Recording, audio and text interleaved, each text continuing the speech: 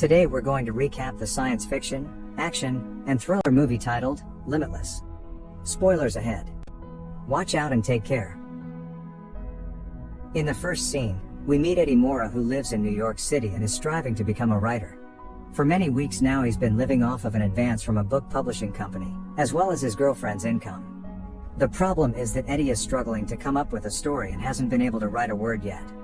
He has repeatedly started over and has become miserable, spending his evenings drinking at a bar. One day, Eddie's fiancée Lindy breaks up with him at a restaurant since he can't seem to clean up his act and get work done. Eddie tells Lindy he loves her and wants to share the rest of his life with her, but she ignores him. As she leaves, she mentions that she got the new position at her job, and Eddie is happy for her. When Eddie later walks home, a man called Vernon, who is Eddie's ex-brother-in-law, suddenly stops him. 9 years earlier, Eddie was briefly married to a girl named Melissa, and Vernon was dealing drugs at the time, but Vernon tells Eddie that he's not doing that anymore. Vernon offers Eddie a drink and they go to a bar where Vernon then asks about his life. Eddie tells him he's writing a book, but that he lacks creativity and hasn't written anything. Vernon then picks up a pill called NZT, saying it will help him. Eddie immediately thinks he's still dealing, but Vernon assures him it is a legal substance from a pharmaceutical company he works for, that has just got it approved by the FDA and comes out next year. Eddie is still skeptical but also curious. Vernon then tells him the pills activate receptors in the brain, allowing one to access 100% of one's brain capacity. Suddenly, Vernon gets a call and has to leave and hands Eddie his card. Vernon insists he keeps the pill, saying they cost $800 each. As Eddie is about to get home, he thinks to himself that his circumstances can't get much worse anyway, and so he swallows the NZT. As he walks up the stairs, he meets his landlord's wife, who is upset and yells at him, calling him out for being late with his rent, saying he will be out on the street soon. Eddie is tired and doesn't want to listen, but then suddenly the drug kicks in and he starts feeling its effects. His senses intensifies and he starts seeing everything, and his brain begins processing a lot faster. Suddenly he interrupts her and asks her what's bothering her, since he can't be the single reason she's angry, and asks her if it's law school. She thinks Eddie is stalking her since she never told him she's studying, but Eddie figured it out just by noticing a corner of the book she's carrying. Years ago he had seen that same book, and his unconscious mind had picked it up. Suddenly, he remembers everything he has ever read, seen, and heard, and starts talking about law, which he knew nothing about moments ago, advising her what to write in her school assignment. Her attitude towards him changes as she gets impressed by his knowledge, and invites Eddie in, who helps her write it, after which they end up in bed together. As he later enters his dismal and dirty apartment, he immediately gets an urge to clean it up. Using information, experiences, and creative ideas from his entire life that he now has access to in his brain, as well as the enormous motivation he suddenly has, he sits down and begins writing on his book without stopping, ending up with a 90-page preliminary draft. The next morning, the drug's effects have worn off. He goes to the publishing company with his draft, and when he gets back home, he listens to voice messages from the editor expressing admiration for his work. To get more NZT, Eddie then goes home to Vernon, who Eddie sees has been injured. When Eddie asks Vernon what happened, Vernon doesn't want to answer. As they start talking about the pills again, Vernon explains he lied about the FDA approval. However, already being hooked, Eddie wants more, and Vernon says Eddie can get more if he assists him in daily tasks. Eddie will do whatever to get his hands on more, and so he goes out to buy breakfast and get a clean jacket that Vernon requests. But when Eddie comes back, he finds Vernon's door kicked in and his apartment in a total mess, as well as Vernon himself on the couch shot in the head. Eddie calls 911, but realizes more NZT could still be in the apartment. He starts searching before the police arrive and finds a small bag full of pills, as well as cash and a notebook with names. Later at the police station, Eddie is questioned about the event and gets a call from Melissa. Once home, he swallows a pill, and his mental capacity and unprecedented motivation returns. Using Vernon's money, he gets new clothes, a haircut, starts working out, and finishes the book in 4 days. He learns to play piano in 3 days, and becomes fluent in foreign languages. His fears and timidity are gone and he starts talking and reaching out to people, as well as doing other things he wouldn't otherwise do. Suddenly, he gets an idea what to do, but needs money to get there. He reads up on the stock market, and manages to take Vernon's last $800 and turn it into $2,000 in 1 day, and reaching $7,500 the next. The process is too slow, however, and Eddie decides to borrow money from someone called Gennady.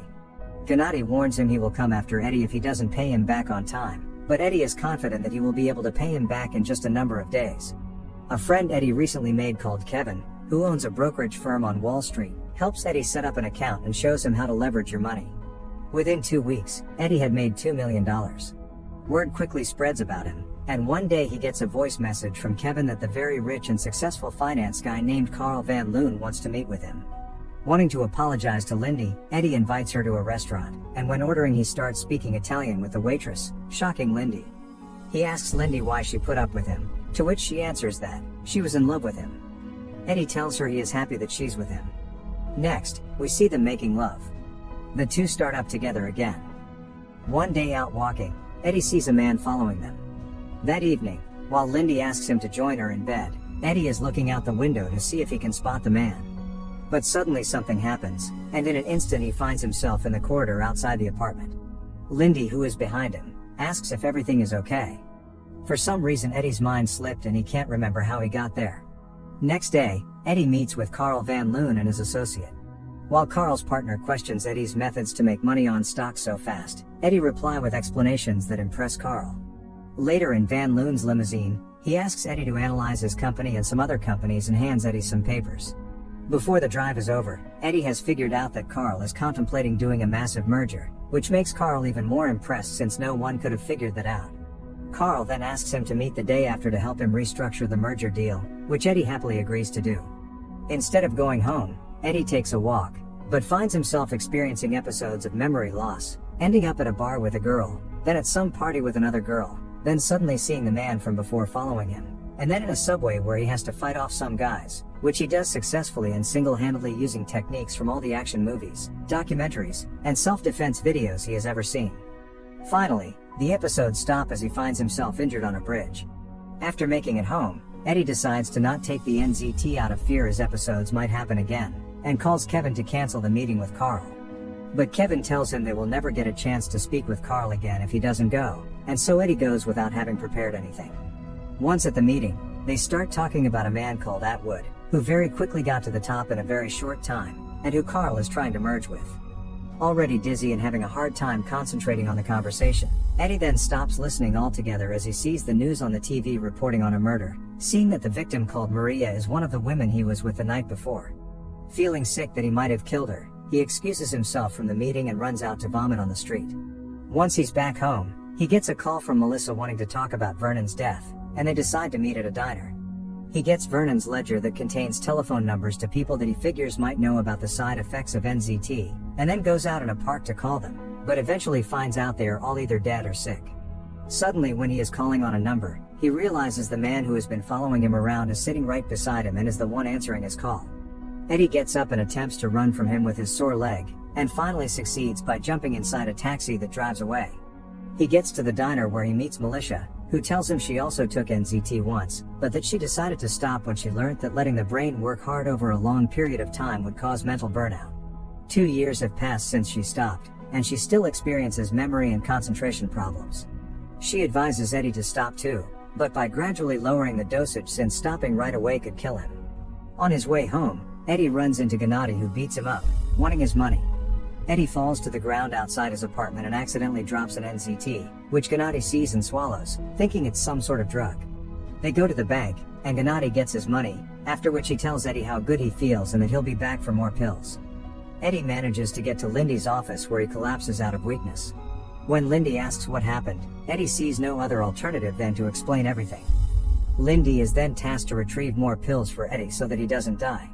She goes home and retrieves them, but while on the phone with Eddie on her way back, she notices the man following her. She starts running and gets to Central Park where she asks 2 men for help, but they both get stabbed when trying to stop him. She manages to hide and picks up the phone again asking Eddie what to do. He tells her to swallow a pill, after which she will know. She takes it, and then suddenly an idea pops up in her head. She runs towards the Wallman rink, picks up and throws a girl with skates at him, and cuts him in the face. She makes it back and gives Eddie an NZT just in time. Next day, Lindy explains she felt like another person after taking the pill, saying she won't see Eddie until he quits taking NZT. As she leaves, Eddie sees Gennady looking for him. Eddie goes up to him, and Gennady requests more pills, which he gives him. He understands Gennady won't stop, so Eddie hires 2 bodyguards. Next, we see Eddie meeting Carl, telling him he is sorry but that he was sick during their last meeting. was sick during their last meeting. Carl doesn't like his excuse, but isn't too upset about it since he's once again impressed over a projection Eddie gave him. Eddie thus ends up brokering the largest merger in corporate history for him and Atwood. Soon, Eddie finds out that he can avoid episodes of memory loss by not drinking alcohol, getting good sleep, eating properly, and keeping a steady dosage of NZT. Later, Eddie gets a suit custom made with a pocket for his pills, as well as goes to a chemist to hopefully recreate the NZT. While on lunch, Eddie sees the police officer that interviewed him about Vernon's death, looking at him from across the room. When he goes up to talk with him, the cop informs him that a witness has placed Eddie at the scene where Maria was murdered. Eddie then hires the best lawyer in New York, who manages to get Eddie to walk free for now since the evidence is too weak. As Eddie meets with Carl and Atwood again, he notices Atwood's health has become much worse. Afterwards, Carl tells Eddie he will get $40 million when they sign the merger contracts. When Eddie comes home, he sees that someone has ransacked his apartment, and so he decides to buy a penthouse with a top-of-the-line security system. On the street, Eddie meets Gennady, who demands 20 more NZT pills till next week. Also having hired security, Eddie tells Gennady he's getting smarter. A day later, Atwood doesn't show up for the signing of the merger. Instead, Atwood's wife shows up, telling them her husband is at the hospital, but assures them they have every intention to sign the agreement. Carl and Eddie follow her to her car, when Eddie suddenly sees the man that has been following him and Lindy, who is Atwood's chauffeur. Eddie thus figures Atwood is dying because he's out of NZT. Later that day, Eddie meets with his lawyer at the police station for a police lineup, and Eddie hands his attorney his suit jacket before he goes in. When Eddie gets back out, his lawyer tells him the witness didn't recognize him, and also comments that Eddie's jacket is of very nice quality. Eddie then heads back to Carl's office, where he learns Atwood is in a coma and the press has learned of the merger. Feeling the NZT is wearing off, Eddie goes to the bathroom to take a pill, but notices his bag is gone from the secret pocket inside his jacket.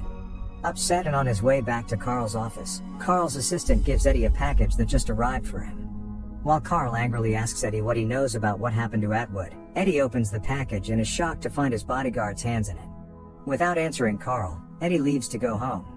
Once in the penthouse, Eddie is watching the news when he sees that the lawyer he hired also is Atwood's lawyer. Eddie laughs as he now understands the whole swindle. Suddenly, someone is trying to break down his door. As Eddie checks his monitors, he sees Gennady and his goons using heavy metal tools and circular saws in attempts to break in. Since he has no other way out, Eddie stands on his balcony and considers jumping.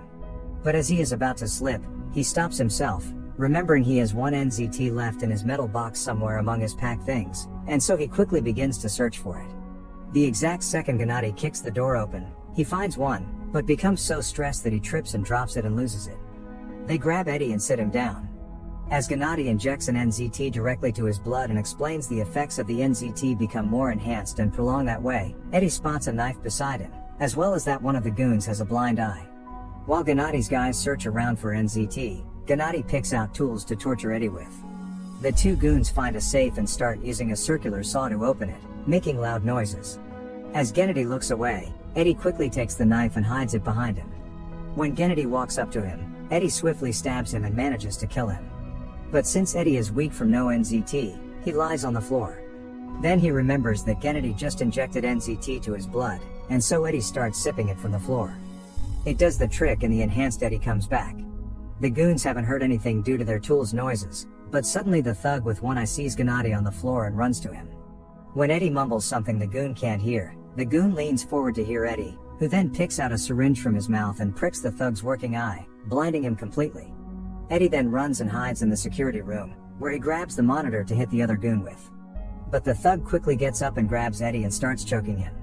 Eddie kicks him back, and the blind goon inadvertently shoots his thug companion.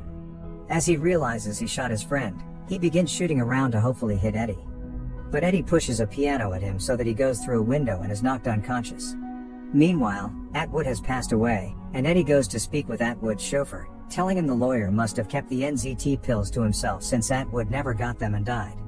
Displeased with the lawyer, the chauffeur joins Eddie to retrieve the pills.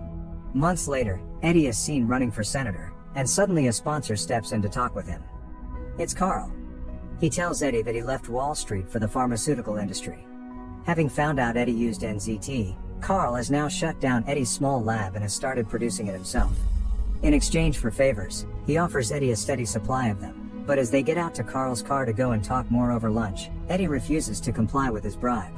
He then tells Carl he managed to change the NZT so there were no side effects, and then he slowly phased out, and is now off of it. However, the enhancement effects of NZT have remained permanent on him, and illustrates it by predicting a car will crash on the road beside them due to the driver being distracted, which happens. Carl threatens Eddie that Eddie will not stay alive long. But Eddie puts his hand on Carl's chest, noting that he has heart problems and will probably perish in 6 months, after which he tells Carl that he will always be 50 steps ahead. In the last scene, Eddie walks into a Chinese restaurant and meets Lindy. As Eddie orders, he speaks Chinese with the waitress and cracks a joke in the foreign language. When the waitress leaves, Lindy looks at Eddie without saying anything, and Eddie says, "What?" The end. Thank you for watching.